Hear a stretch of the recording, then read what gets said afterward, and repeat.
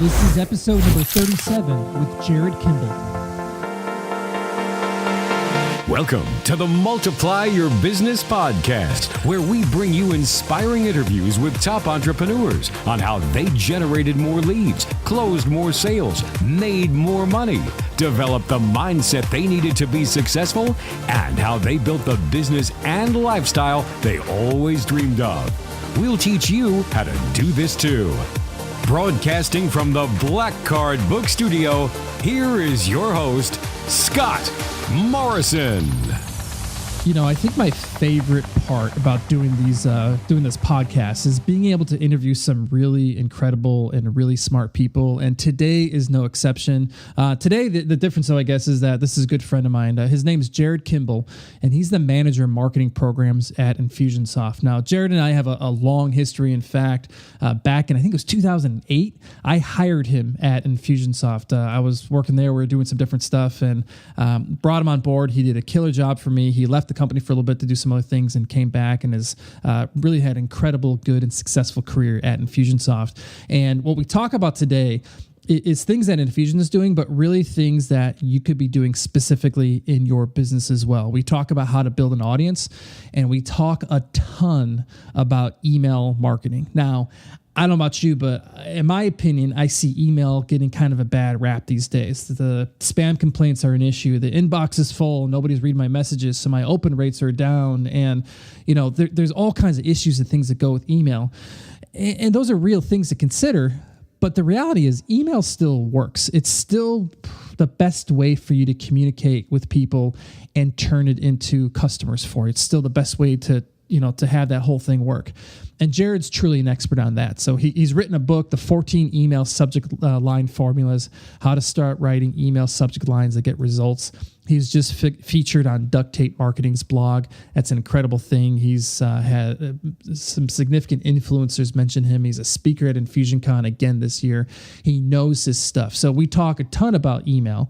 But the other thing we dive into as well, I thought you'd find interesting, is Jared works a full-time job, but he has a side hustle. He has other things that are important to him. He has a family. So how does he balance all that? So we dive into that portion of it as well. So lots of good, meaty things for you in this episode today. I hope you love it. Take some notes.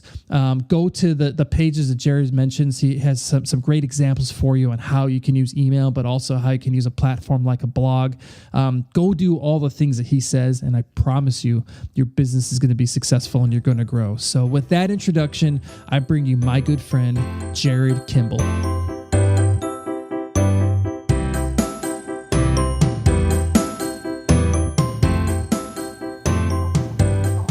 All right, welcome in again to the Multiply Your Business podcast. Really excited for today's episode. I have one of my longtime friends on the line with us today. It's Jared Kimball, who works with Infusionsoft. Jared, how you doing, man? I am doing good, man. I'm so glad that you agree to come on. Thanks so much. I'm excited to talk to you about a ton of different topics. Yeah, well, I'm actually honored to be on here and to share whatever I can to help. Yeah, you have a wealth of knowledge. Jared, currently right now, is the manager of marketing programs at Infusionsoft. You've been there essentially since 2008. I know there was a gap there. You went and did some other things, but let everybody know like what you're doing today and at least some of the cool things you've done at Infusionsoft, because there's some pretty incredible programs you're working with. Yeah, totally. So today, basically, I have a couple of people that report to me that manage different marketing programs, so like our webinars, our different lead generation funnels, what we call like a lead generation campaign, basically, and the different pieces of that. Plus, there's email campaigns that we have set up as well, and lots of different programs to basically help capture new leads for the business, and at the same time be able to basically convert those leads inside the funnel. Sure. So there's lots of things involved with that. Yeah, Jared's a master at that, generating leads, and more importantly, how do you turn them into sales? That's exactly it. That's the key. So and then on top of that, we've we've done so much stuff here. Like, I mean, we run like very strategic or integrated campaigns that not only are just email marketing, but how do we leverage the blog? How do we leverage our social channels? How do we leverage our partner channels and different people and groups of areas that can bring in traffic and have it to where our leads have the exact same experience, and it feels like they're part of an integrated system with the company, even if they're not really familiar with the Infusionsoft brand per se. Sure. So it's a lot of fun. I'd imagine with how big Infusionsoft is today, that's got to be a complex machine that you're working on, you're building over there, huh? It is, man. It's very, very complex. Lots of pieces, lots of people to work with, and then organizing it all it's fun. It's challenging, but it's also fun. And when you see the results, like everyone just gets super excited. Yeah. Whenever you really have a winner. Yeah. I bet it's a far cry. So Jared and I worked together at Infusionsoft back when I was there. I was there from 2007 to 11, and for a number of years we worked on that. And back in the day, when we were there, that's like 50, 75 employees max. How many people are on the team today? I think there's almost 600. Oh my gosh. Yeah. It's a long way from knowing everybody's name every time you see them, I imagine. It is. Probably walk through the halls like, who's that guy? That's exactly it. Like some people I know, some people I don't. That's cool. So a couple things why I wanted to bring Jared on today. He's an expert on a bunch of different marketing topics. So marketing funnels, email marketing, building an audience, and we're going to dive into some very specific marketing tactics and things that you guys could be using to grow your business. The thing that Jared knows today, he's very uniquely positioned because he works for this big corporation, Infusionsoft, that's doing incredible things for the business, but they serve you. They serve individual entrepreneurs. They serve small business owners. They serve companies. So the things that Jared knows, he's very well suited to explain how you could be doing these things in your business. So we're going to talk about that, but also another piece we'll dive into a little bit. Jared is like many of you. He has a full-time gig. He loves it. He's doing great, but he has things he's working on the side as well. So if you're cool with that, Jared, down the road, we'll dive into kind of how you're balancing some of that and how you make life work for you. Yeah, I'm totally done with that. Cool. So let's jump into the marketing side of things first. So, I see so many different important components of marketing today. There's marketing / sales funnels, which is a way to capture leads and message them and turn them into sales. There's the email marketing component of that. But one thing you mentioned to me that I'm really interested in getting some of your expertise on is this idea of building an audience.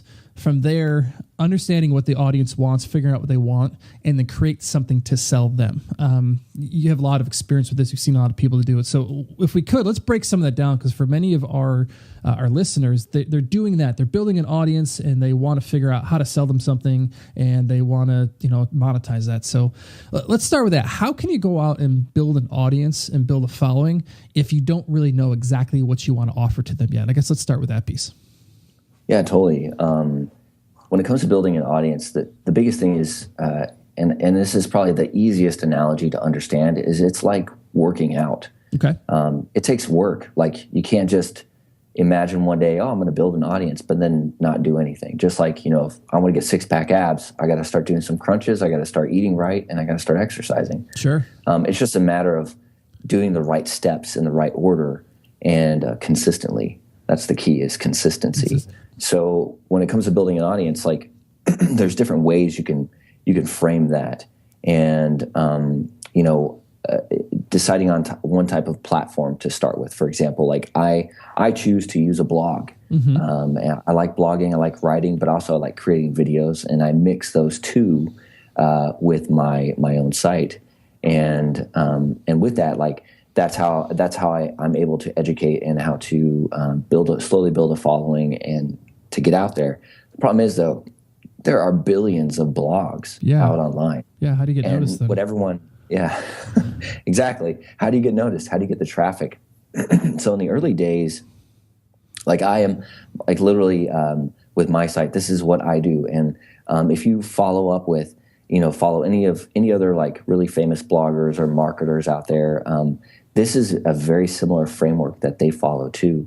When you start out, you might have a great message. You might have something that you're passionate about, something that just resonates with people, and you feel like you might have a calling. That could be one thing that drives you, or you have certain goals you want to hit in life, right? And that could be another thing that drives you. Sure. Whenever you have that internal drive, that's what's going to fuel you, right? It can't just be, I just want to make lots of money. That's just the dumbest goal to have.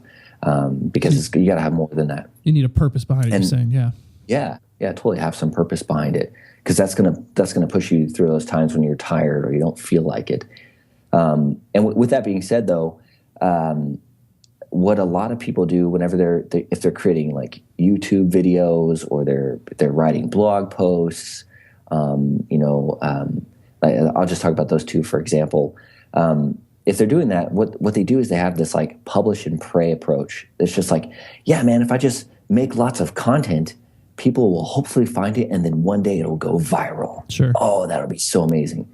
The likelihood of that happening is like basically impossible, right? It's very, very rare, especially for somebody who's doesn't have any audience or is not, has no following, right? It's very hard to get that traction. So what I actually focus on is I split my time 50-50.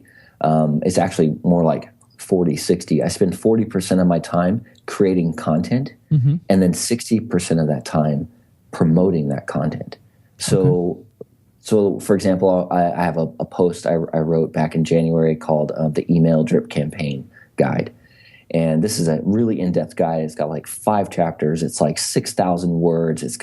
I think it's got like 7 or 8 videos that I created that are anywhere from like 4 minutes to 12 minutes long. Like, this is a really in-depth, meaty post. Yeah. And so then what I ended up doing is after I created that, I went out and I said, okay, how do I find people who are interested in an email drip campaigns, for example? Sure. And so what I did is I used buzzsumo.com, or is a website that I use, and I just typed in email drip campaigns. And on that tool, it'll give you a list of the most popular shared posts. Well, all you have to do is just click on basically the people who've shared that post, and it'll give you a list. And now I have a list of people. Granted, I kind of have to figure out who they are and go to their sites or whatever, but I just then reach out to them. I either send them tweets through Twitter, which is a very, very easy way to reach out to people. I try to find an email address ideally to actually email them. And then at worst case scenario, I'll fill out a contact form on their website. But these are people that have already shared very similar content. So the likelihood of them being interested in my content that's, on email drip campaigns is very, very likely. And I get lots of people who they'll reply back, hey, man, thanks for sharing this with me. I really appreciate it.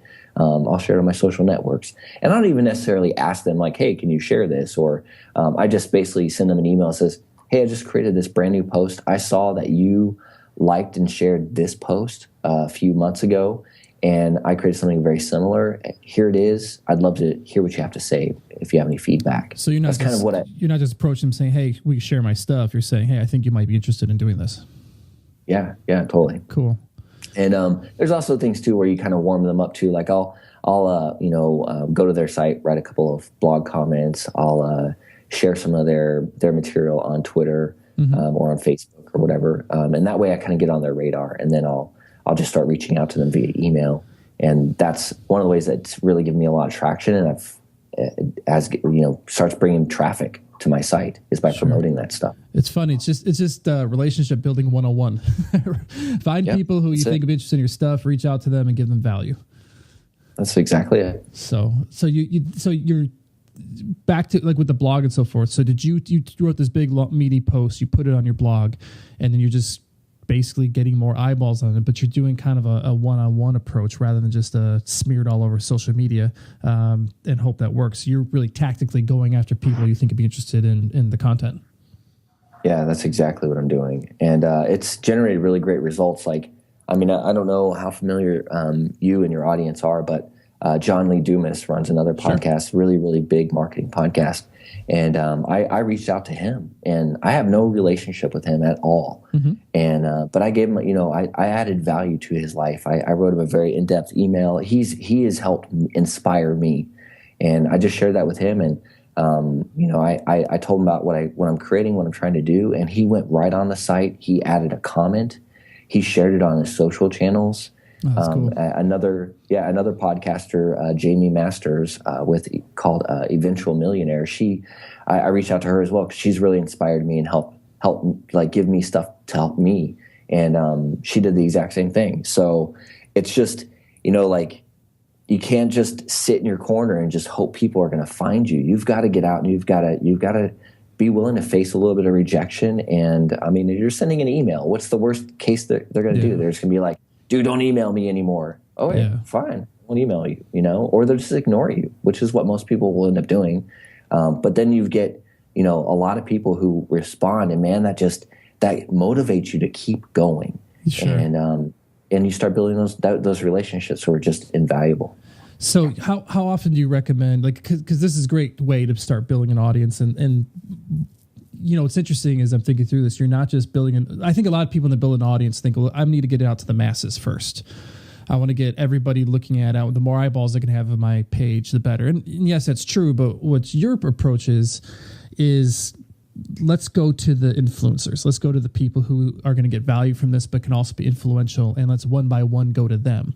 So how often are you doing this? How often are you writing a post, or how often are you approaching people with new content that you have? Yeah, so I don't do what everyone else does. I don't know what happened, but there's this like belief out in the online world that you've got to publish a blog piece like every day, more or 4 times a day. It's just ridiculous. It seems exhausting to do that. It is exhausting. It's just crazy. It's actually not true at all. It used to be back in probably like 2009. And the only reason why was because if you go back to the internet back in 2009, blogs were like brand new and they were just now starting to get a lot of traction. And there was actually just a lot of content that just had never been created before. Yeah. And so what all these bloggers thought was like, oh, if I just create all this content, like Google will just give me more and more and more traffic. Mm-hmm. And if I keep doing that today, that's exactly what will end up happening.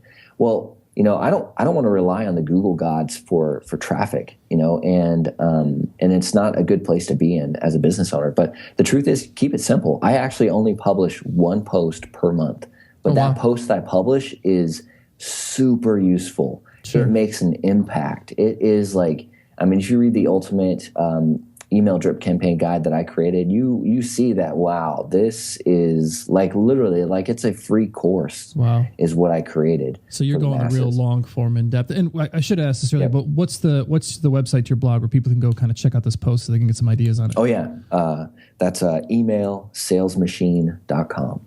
Okay. Emailsalesmachine.com. We'll link it up in the show notes as well. So you only publish once a month because it's that in depth, that rich of a post, huh? That's exactly it. But then I create that post and then I end up sharing it with a ton of people. Right. I try to reach out to at least 100 people, at least, if not 500. So with that, do you set up some sort of mechanism to collect leads and add people to your email list, I imagine? Oh yeah, totally. So one of the things that is really critical, and many of your people in your audience will have at least a good understanding of this, or at least agree, that you got to be in the mind of like a potential customer. Like, what is it that people are struggling with? Yeah. And when you understand that, it gives you the ammunition you need basically to say, okay, I can create this. And I know that people are going to be attracted to it because at least the right people, because this is the problem that they suffer from. So like I create lead magnets. I've got a few that I've created, and like every blog post has what I call, or what has been dubbed in the online space as a content upgrade. Mm-hmm. And basically like it's something that, people can read the post. And then if they want to, go to the next step, I give something to them that goes beyond just the post and gives them like a useful tool or something to educate them further with that content upgrade. So it just takes it to the next level for them. It gives them maybe like the post is like the overall, then the upgrade is the specific steps, something like that. Yeah, it can be like in the past, like I've created, I have like a guide as one upgrade. I create worksheets. I create like spreadsheets that people can use too. There's lots of different things that you can do. Got it. Cool. To make that. So back to the blog. Why, there's lots of building an audience is really an important component today. Why a blog though? Why did you do that instead of, another media platform? Yeah. So I'd say with the blog, it's probably a place where I'm comfortable personally. Okay. Some people are really, really comfortable in different mediums, like podcasting. Some people that's that's the platform of choice they want to use. And I think that's awesome. And I like podcasting and I like listening to it. And maybe one day I'll have my own podcast. But the truth is that right now I just know that with my time and the way my life is, that using a blog is probably the best platform from where I'm at. However, I am, I'm open to other platforms and trying to figure that out. But the main thing is I need something that I know I can do consistently, and that I know I'm not going to get bogged down by like the technical stuff. So that's the problem if you try to figure out like how to do blogging and then creating videos and then, running a podcast. It just you have so much going on that instead you just focus on the one thing, get really good at that and build your platform off of that. It gives you that focus you need to really like start seeing results. And that's basically why I've focused on blogging. It's just kind of a strength that I have. Sure. Very cool. So, the next step of this, we're looking at how to build an audience, and you just gave a ton of good info on that. But how do you, from there, how do you figure out what people want? Then how do you create something to sell to them then? Yeah. So figuring out what it is that people want, it basically just comes down to asking. And you can do this in a number of different ways. I wouldn't say something like, yo, man, hey, what do you want? That's not really the best approach, right? they might say, I don't know. They don't know what they want yet. So like one of the things I do, every time somebody signs up on my email list, I give them whatever it is that they requested. But then I also ask them, hey, what's something you're struggling with when it comes to email marketing? I'm very specific about that. Okay, and I get a number of people that reply, and they tell me this is exactly what I'm struggling with. And I hear stuff like, hey, I'm struggling to figure out like how do I control spam complaints? How do I keep those at a minimum? Or I hear stuff like, how do I build an actual autoresponder series? Like, how do I actually do that? And that's something I haven't been able to figure out. Like, how do I follow up with people and, sell a product? Right. So there's that's one of the ways to do it. Just setting something up like that is very simple. But another way is just, you could either reach out to family, friends, or people in your network and meet up with them with coffee, have a phone call with them, and just kind of tell them like, hey man, I'm thinking about doing this, and I'm interested in this, and I think that you're in this space. What are some of the things that you struggle or that annoy you or bother you? Right. And then just have that conversation with people, and just listen and try to really understand, and just try to really understand what's going on in their world from their perspective, and you will just get so many ideas and so many different things that you could say, okay, and then you can start challenging people. Whenever if you interview just one person, it's not really going to work. But when you interview 5 or 10, you'll start picking up on themes like, okay, I've heard this before. And then what ends up happening is when you start noticing that theme, then you start asking people, okay, so if you had something like this, what would that look like for you? What would be motivation for you to buy that? And you actually ask people like, is that something you'd want to buy? And people will tell you, oh yeah, totally, that'd be something I'd want to buy. Sure. But you got to kind of cut through the fluff, because some people are like, yeah, sure, if it was good, yeah, I'd probably buy it. Instead, you want to hear responses like, if you had that today, I would give you money right now. Yeah. Right. When you hear something like that, you're like, okay, that's exactly what I need to sell people, is that. And then you could even try and sell it right then and there. Like, that's a great test. Like, hey, I haven't developed this yet, but I'll tell you what, if you put $20 down right now, I'll get this created within the next month. And you'll be one of the first beta testers to use it, or however you want to phrase it. And then if they give you money, you've got a product. Yeah. Like, it's just, it makes total sense. So what are ways Infusionsoft has used the same ideas to really survey or understand their customers' needs in order to continue to market to them, or to get them to use the software, or to create better software as well? Yeah.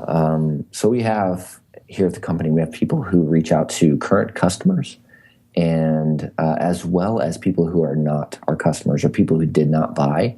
And they follow up with people, and they just kind of interview them, and they ask like, hey, I noticed that we went through, but you didn't buy. What are the reasons why you didn't buy? And they just dive into it, and they kind of find out. But then at the same time, they listen to they call our customers and interview them, and they kind of ask them, what are things that you wish the software could do? What are things that you struggle with when it comes to using the software? And then people say, oh, well, it does this, or I wish it did that. I wish it did this. And then they just try to say, okay, if it did that, what would that look like to you? And they just try to understand, like, what is it that this customer wants or the potential customer wanted that we do have or we don't have currently. So that gives them the information that they need to really start innovating on our product. And we've had some major innovations in this last year. Like, we are very, very serious about making sure our product is the best on the market, and that it literally is getting easier and easier to use. Very cool. Yeah. And that's helpful. I mean, it's something that's, everybody's looking for Infusionsoft. Let's simplify. It's an amazing machine. Let's simplify it. So I think the best way to do that is understand from customers what they need. And the same principle is true for really any business, right? It's understanding what your customers need and find a way to provide it to them. So, yeah, that's it. Totally makes sense. Very cool. So let's shift a little bit, talk a little about email marketing, because you've done a lot of work on this as well. You have your book on Amazon, 14 email subject line formulas, start writing email subject lines that get you results. One of the things I see, or at least I hear, I should say, with email is that it's not as effective as it used to be. People aren't opening it. The inbox is very cluttered and full. Spam issues are out there. I guess, how do you respond to that? Is that stuff true, or is email still an effective way to do business? Yeah, I mean, it all comes down to perception. I mean, I know from my experience here at Infusionsoft, email is still our most profitable channel. I mean, we send out an email to thousands, tens and hundreds of thousands of people whenever we need to. Mm-hmm. Very strategically, of course. And we get tons of responses versus, posting out something on Facebook that could still go out to tens of thousands of people, but the conversion rate is just way lower. I mean, way lower. Yeah. Email is very, very powerful, just because it is still today. It's the thing that drives business. I mean, it's hard for anyone right now to live life without ever using email. Because it's a great communication tool. Yeah, it's literally the first social media platform that was ever created was email marketing. So how do you make it work then? With like spam complaints are real. The inbox is full and getting attention is tough. Some people, open rates is a concern. How do you make it work then? Yeah. So making it work it's all about creating an experience. And you as a business owner, you've got to figure out, like, how do I create an experience that just stands out from everyone else? Because people, they subscribe to stuff very regularly now. It's probably easier for people to share their email address. Some people are very hesitant with who they subscribe to or who they give their email address to, which is totally fine. Mm-hmm. But even with those people, if they give you their email address, there's a small level of trust there. And with that, you now are responsible for making sure that you keep that trust and that you build and improve that trust between you and your subscriber. And there's different ways to approach it. I mean, it comes down to, like, how are they being attracted to you? How are they coming into your email marketing funnel, basically? And then what are you saying to them? How are you connecting to them? You have to, like, literally be like, there are certain people I want to attract, and there are certain people I do not want to attract. Mm-hmm. And when you do that, your emails will resonate. Like, I have people on my email list that, I mean, they open and click through pretty much every single email I send. And then I've got some people who just aren't necessarily as interested, mm-hmm. which is totally fine. They're, for whatever reason, they were initially interested in the beginning, but maybe something has happened in their life. But it's all about trying to create that experience of, how do I, like, really resonate with them? How do I set expectations? And I can give you just a quick, simple framework for everyone who's listening.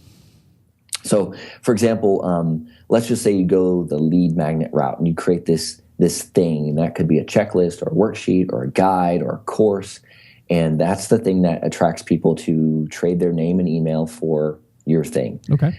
Well, when it comes to them getting into your list, like, the first email is going to be the most opened and most read email out of every single email you send them afterwards. Right, so you got to get it right, huh? Like, yeah, it's very critical. And with that email, like, you will see, like, anywhere from a 50 to an 80% open rate. And then after that, your average open rates, just depending on your relationship and with your audience can drop down to 20, 30%. I've worked with people that have open rates as low as 5%. But don't let that discourage you. But with that first imagine email, if it's the right 5% open, who cares, right? Exactly. I guess it's something I hear a lot is my open rates are down. It's like, okay, but are the right people opening your emails? So it makes sense. So go on with your framework. Yeah. So the first email is you're setting expectations. So let them know like, hey, I'm going to send you an email once every day. Or if they sign up for a course, you're going to get this course. It's has 7 parts, and I'm going to send you an email for the next 7 days straight. Or I'm going to I send out a weekly email, or I send out a bi-monthly email, or I send out an email once a month. Just set that expectation so that they know what to expect, right? With that expectation set, I also encourage you to invite them to connect with you on different channels. Besides email, hey, follow me on Twitter, follow me on Facebook, go like my page. Here's other things that you can do with that, and then after you've done that, then the next email that you send them, try to make it something that's a little bit more personal, something that kind of helps them kind of connect and know that you're human, and that connecting with you is a good thing, and that you're not unreachable, or untouchable, right? And then after that, like anything you could do to like deliver a personal story or to kind of like personalize that communication, it helps people resonate with you more. Rather than just trying to talk down at people or trying to always position yourself as the expert. I am the expert. You must listen to me. Instead, it's like, look, I'm human. I know how to do this stuff, but at the same time, like I'm like you, and it makes people just feel more. They can relate with you easier on that type of level. Yeah, I find and then after that, vulnerability almost works the best. Like just like you said, show people that I'm a real person too. This isn't just a machine spitting stuff out. That's exactly it. Yeah, and you can't be overly. When it comes to being vulnerable, pick your times and when to do that. It definitely is critical. I totally agree with you on that, Scott. And that's it. Like that with that follow-up email, like make that one a little bit more vulnerable. Let people know a little bit more about you personally. And then after that, it kind of falls into different frameworks as you want to set things up. I mean, if you set the cadence of I'm gonna send you an email for the next every day for the rest of your life, then with that set up and that expectation set, then you figure out how to make that communication work. And if you set something up bi-weekly or monthly, it just depends on what you're trying to do and what and how you're trying to connect with your audience. But you can't just wing. I mean, you can wing it, and I know people that do wing it. But ideally, if you want to say, what is the experience I want to create for my email subscribers? How is it that they are more special than people who just randomly visit my site? What do I do with them? How do I help them? How do I connect with them better? Sure. So you need to define that first, and then that will fall right into your simple framework. Yeah. I love that. That's good. I agree with you. I think it's easy to give email a bad rap, but it's still the best way. It's still the most effective way to do business. And these spam complaints and open rates and stuff are things to consider, but don't let that stop you from sending good email. And also don't just rely on social media. I mean, how many times do people get Facebook changes an algorithm, or they have SEO and they get Google slapped and they're stuck. But if you have your own list, you can always go back, and you can always do more business if you have your own list. So that's exactly it. Smart, super smart, cool. As a couple things as we wrap it up here, I did want to talk to you a little bit about, you have this career with Infusionsoft. You've been there for a long time. It's going great. We've talked before this, and you're happy. You enjoy what you're doing. But you also have other interests and other things. You've built the email sales machine, and you have other programs and stuff you're doing on the side, if you will. I guess how does that work? How do you navigate the waters? How do you balance it between your primary focus needs to be your gig and what you're doing, but you're also doing other things on the side also? Yeah, it takes balance. Like honestly, like to do this, you have to make decisions in your life, and you have to be willing to sacrifice certain things. And some people just aren't, and that's totally fine. Like if you dream about leaving your full-time job and starting your own business, you can do it. Anyone can. It's very, very possible, especially now in the internet age. It is very, very possible. No matter where you live in the world, you can do that. The challenge though is trying to manage your time. Yeah. And one of the things that I do is basically like one of the guys I follow, his name is Ramit Sethi. Mm-hmm. Yeah. And with Ramit, he teaches this concept of front loading the work. And when it comes to front loading the work, you have to sit down and say, okay, what am I going to do with my time? So for example, I have 2 small children. One is, he turns 2 this month, and my oldest is 4. He just turned 4. I'm married, right? I work a full-time job, and I'm very dedicated to my family. So I make sure that when I leave Infusionsoft and I go home, like there's time where I spend with my family, and that is family time. Mm-hmm. But then after I get the kids to bed, I don't really watch TV. For example, I don't play video games. I just don't. And it's because there are things in my life that I feel are more important. And one is my business that I have on the side. So at night, typically, Monday through Friday, I'm either creating content or I am promoting that content. And then I set time aside on Saturdays. And I've already arranged this with my wife, where I have roughly, it depends, anywhere from 3 to 5 hours. Where I will, I leave and I go to a small little breakfast place that has internet, and I order some breakfast, I drink some coffee, and I work. Mm-hmm. And it's kind of like that's what I do. I front load the work, and I know exactly what it is that I'm doing. But you have to like have this schedule where you set that up. And then, I forgot to mention this too. I work for a great company. Like Infusionsoft is an amazing company. I love working here. And they allow me to pursue my dreams. And I've already worked this out with my director. And one of the things I do is I don't come to the office till 9 a.m. Mm-hmm. And it's because what I do is I set aside an hour in the morning where I work on my side business as well. So This allows me to manage everything that I'm doing.